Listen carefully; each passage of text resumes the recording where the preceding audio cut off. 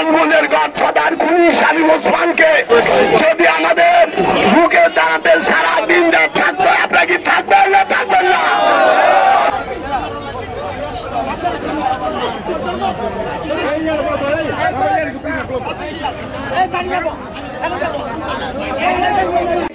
আমরা এখন আমাদের অবস্থান ধর্মঘট চলাকালে আমরা মাঝে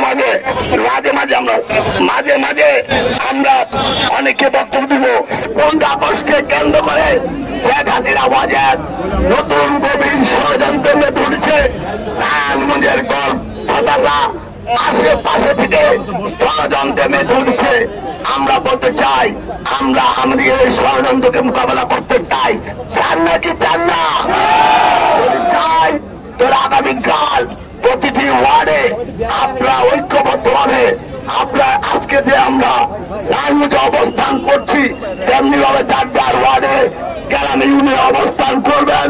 আবার আগামীকাল তিনটা আমরা এখানে ঐক্যবদ্ধভাবে আজকে যেমনি ভাবে আমরা ঐক্যবদ্ধ হচ্ছি। আমরা আমাদের বিএনপির ভারপ্রাপ্ত চেয়ারম্যান আমাদের রাজনৈতিক ভবন আমাদেরকে নির্দেশ দিয়েছে।